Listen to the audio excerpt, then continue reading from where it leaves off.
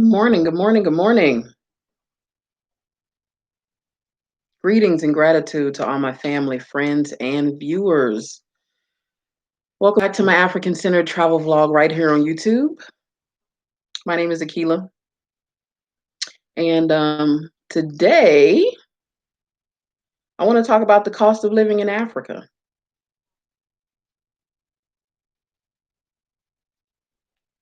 Yep. Give me just a second. Yep. I want to talk about the cost of living in Africa.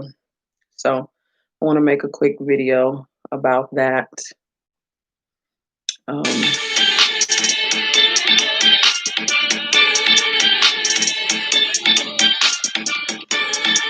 don't know if you can hear that, but that is my intro I've been working on.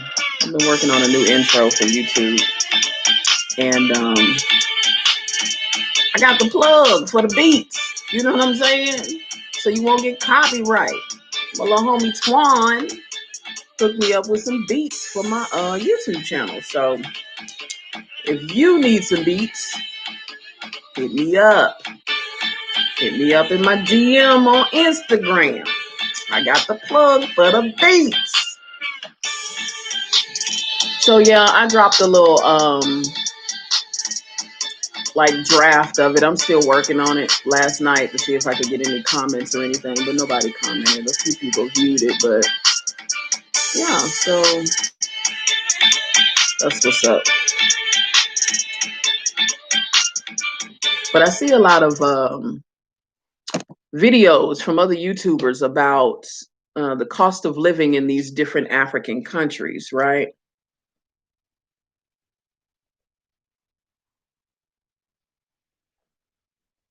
Oh, my hair ain't never been long enough to get in my cup. That's new.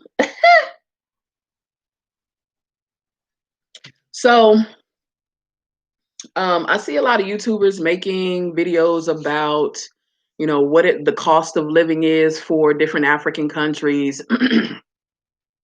And so I wanted to kind of put my 2 cents on what I think about trying to figure out your financial affairs and what that looks like as far as coming up with a plan for expatriation. I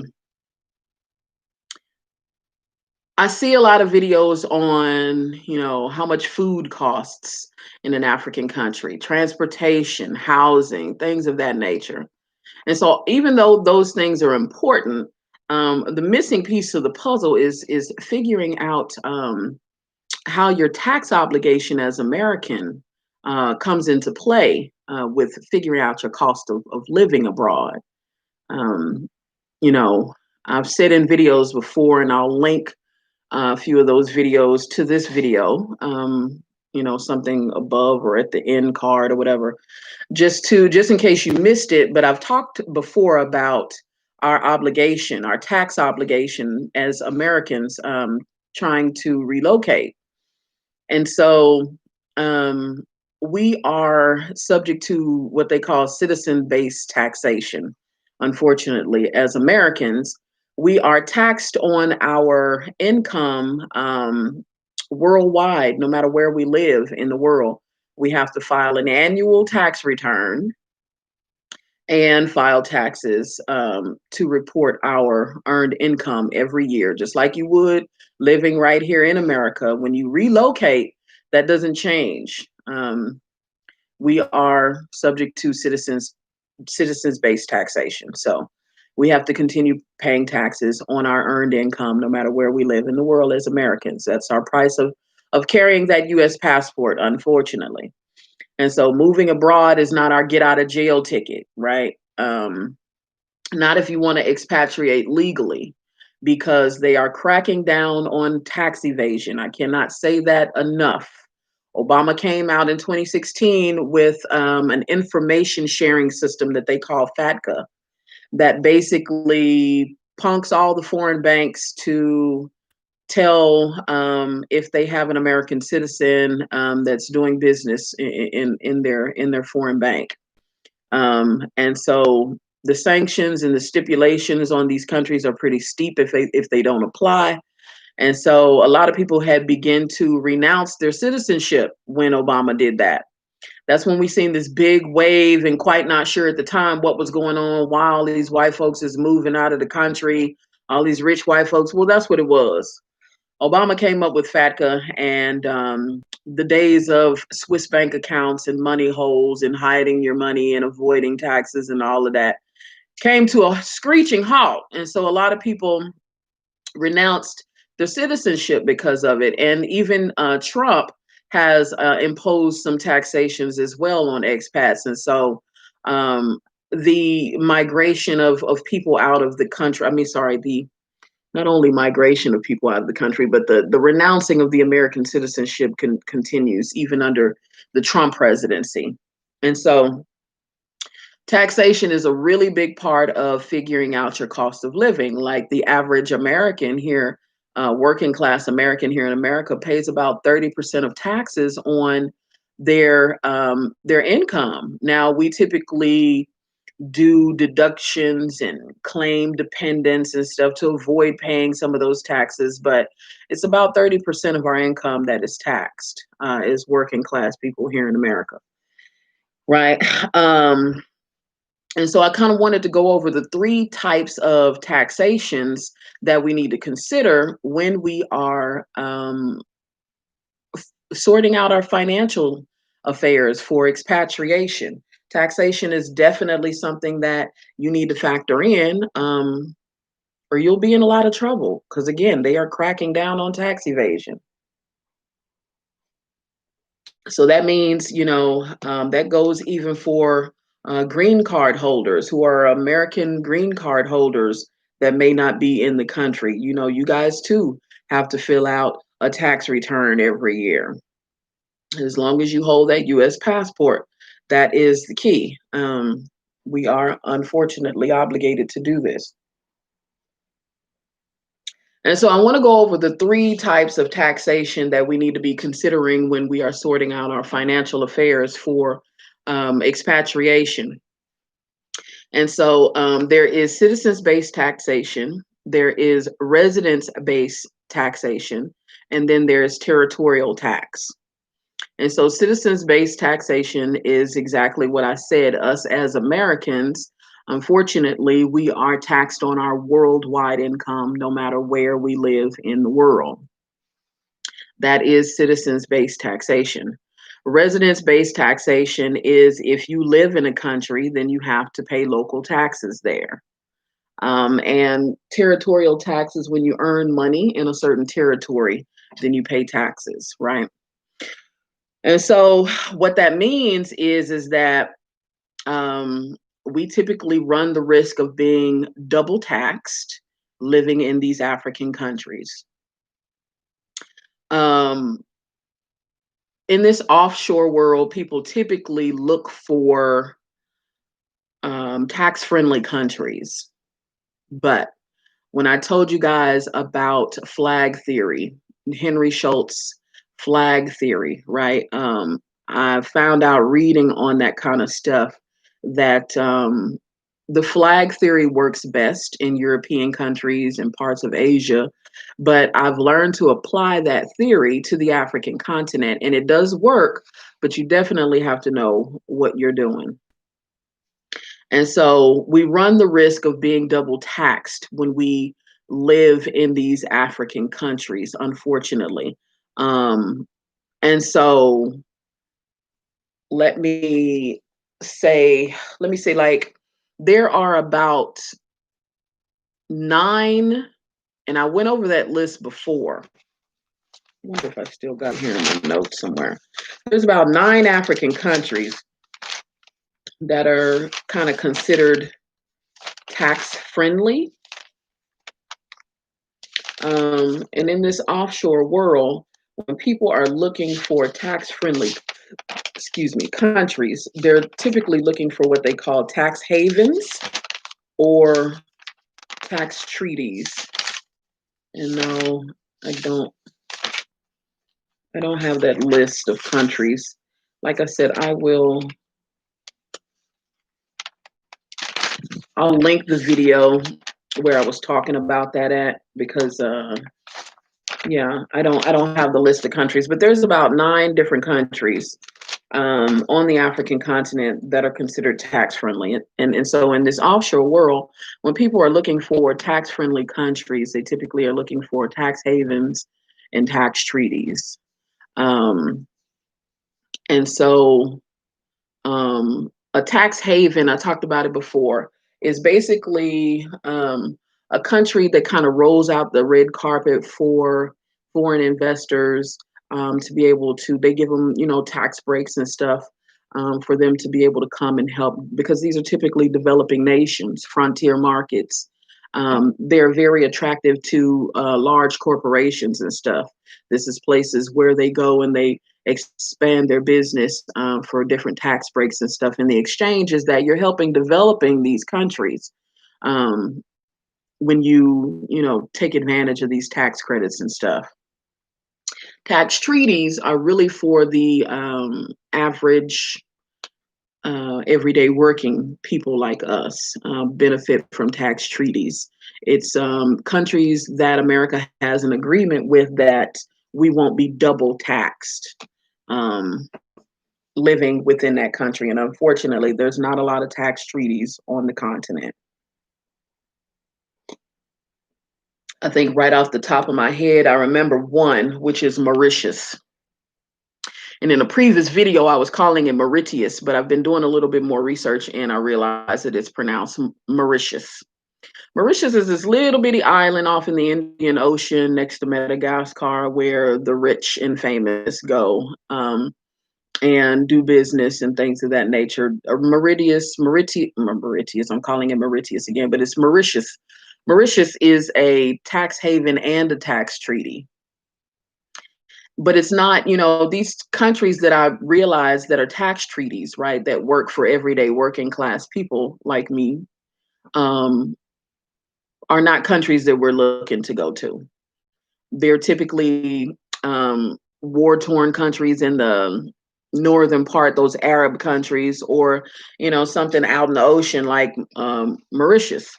It's not Ghana, it's not Tanzania, it's not the Gambia. Those are not tax treaties, so we run the risk of being double taxed living in those countries.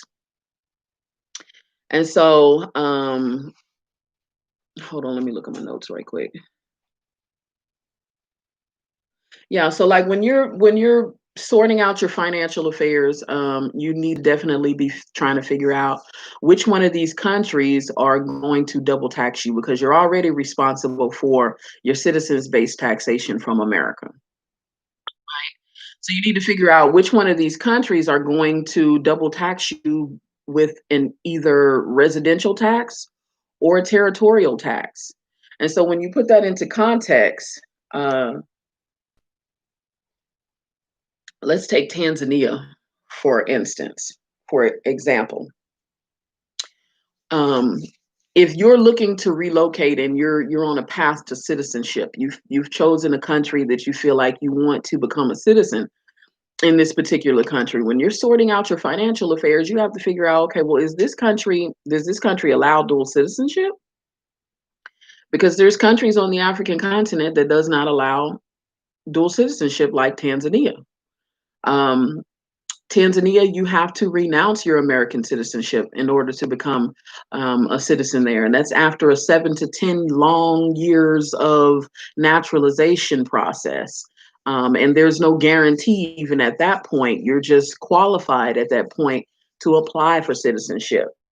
And so, depending on your situation, that may not work for you. You may not be in a position to financially renounce your American citizenship. So, again, when you're sorting out your financial affairs and figuring out the cost of living, and you're looking at being a citizen of certain African countries, you need to be doing your research and figuring out, okay, well, am I going to be taxed for residence tax living in this country? Because in Tanzania, they tax for residence tax and territorial tax. And so if you're seeking residency and you have a residence permit, you have to pay local taxes for the residence permit for having a residence in Tanzania. And as far as territorial tax, you have to be, there's territorial tax too in Tanzania.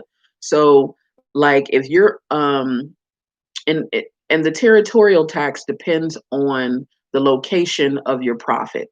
So if you're making, your source of income is coming from within the country, let's say maybe you are on a work permit, um, and your income is based from within the country, um, they can tax you on that, you know. If your income is sourced outside of the country, maybe you're a freelancer and you're making money off of America, you know, then you don't have to worry about the territorial tax. But um, if you're seeking residency and your income is coming from within the country of Tanzania, then you're going to be double taxed because you not only have your citizens taxation from America, then you have to pay your residence tax in your territorial tax, which is rightfully so. You know, if you living in the country, it's rightfully so that you pay the local taxes. But the point is that this is what we have to worry about when we're living abroad in these African countries. And so,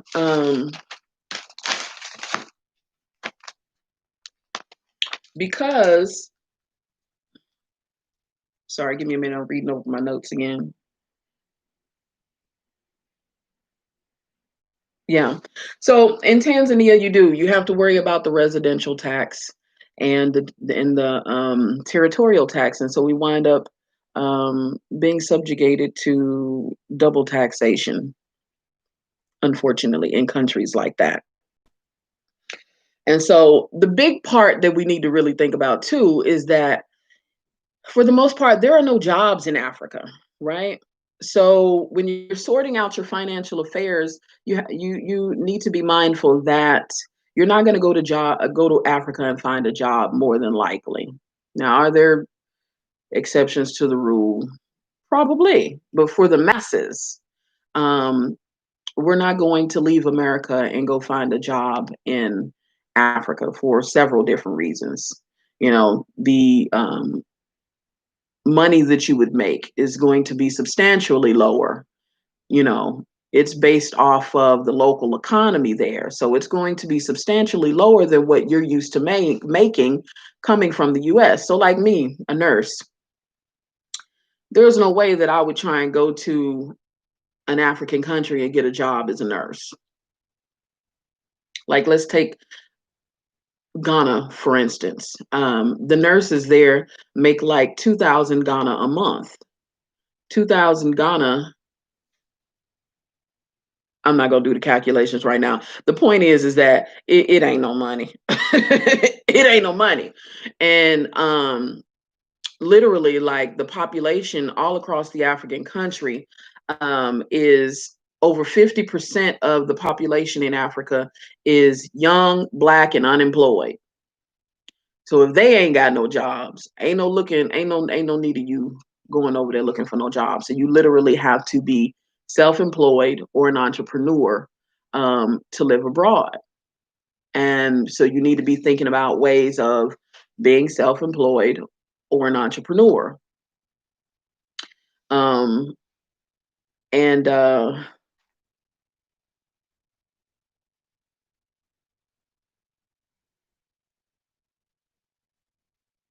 Yeah, because your savings will definitely run out soon. And it can be just as expensive to live in Africa, in these urban cities of Africa, you know, where all the hustle and bustle and all the resources is. It can definitely be just as expensive to live in some of these urban areas, just as expensive as it is to live in America. So figuring out how you're gonna make money is an important factor of expatriation. Um,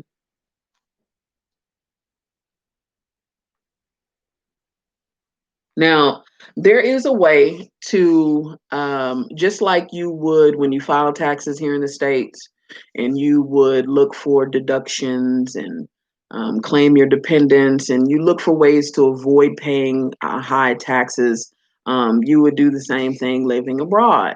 And so there are tax incentives to encourage you to stay in the system and not do tax evasion. You know, um, not evade paying your taxes, because there is a difference.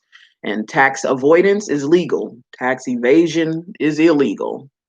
And so when you're trying to avoid paying some of these high taxes, there are things like the foreign earned income exclusion that you can file for, um, which basically says that you can qualify to exclude your foreign income that's like under $200,000.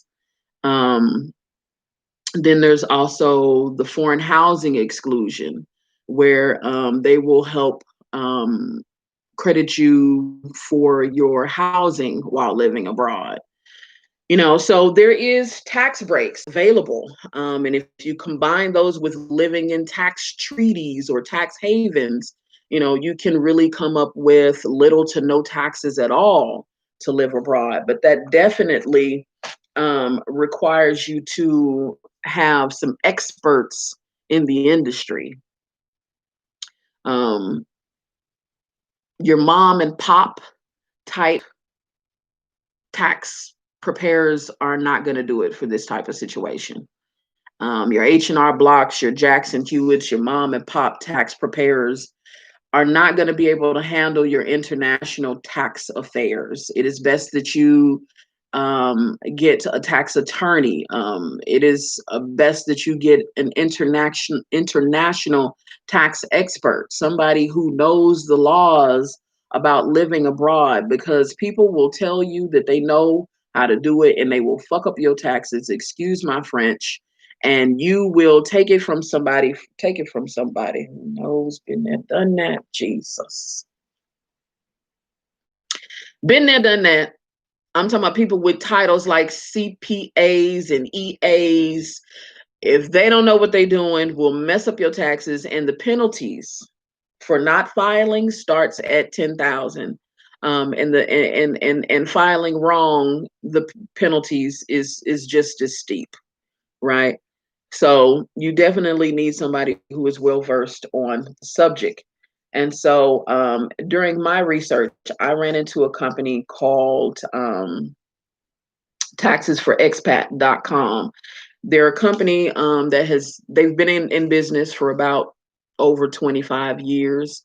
And they'll do a consultation with you, and you'll send them your paperwork, and then you'll both go over it, giving you a detailed strategic plan using these tax write-offs that are individually customized to your situation, to help you avoid paying the most taxes so that you can live a comfortable life abroad, so that you can hold on to more of your money. And if you're saving more of your money that you're not paying in taxes, then you have more money to invest and expand your finances, right? So that is definitely the plan. So for TexasForExpat.com, I will leave my affiliation link in the description box. If you use my affiliation link, you get a $25 discount when you become a paying customer. So yeah, I'll leave that in the description box.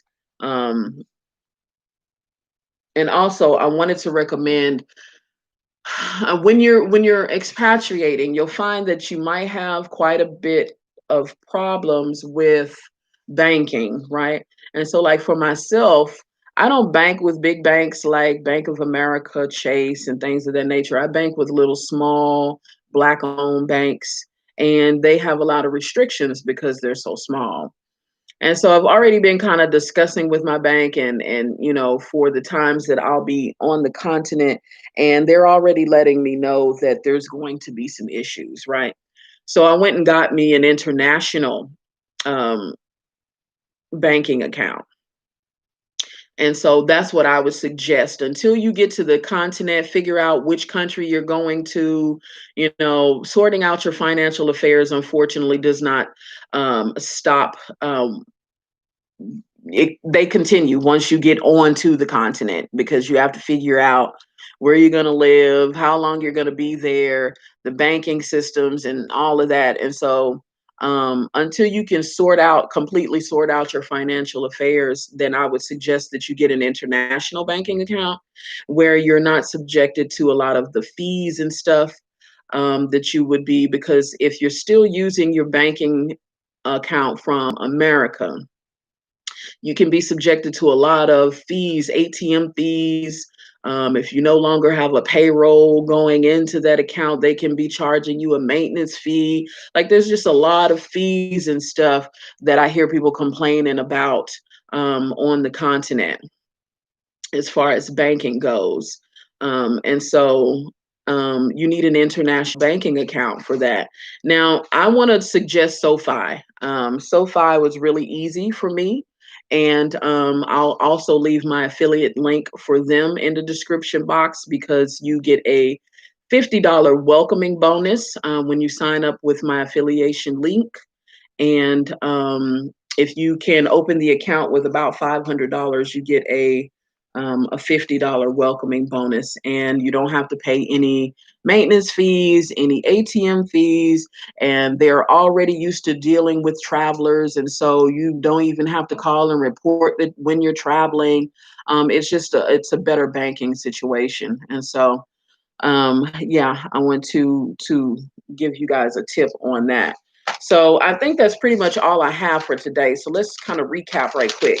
When you're figuring out your cost of living on the African continent, you definitely need to figure out, um, you need to be figuring your citizens-based taxation, if there's a residence-based taxation, and if there's territorial tax in that particular African country, because you'll be subject to double taxation living in these African countries. And I've already given you the link for um, taxesforexpats.com. They actually have a lot of good information on that website when you're trying to figure out whether a country has territorial tax or residence tax. Because they've been doing this so long, their website is packed with great information about what our taxes are like as expats on the continent. And so, yeah, that's all I have for you guys today. So if this was news that you can use, definitely please like, share, comment. Um, and like I end every video, Black love is definitely Black power. And I will see you guys in the next video.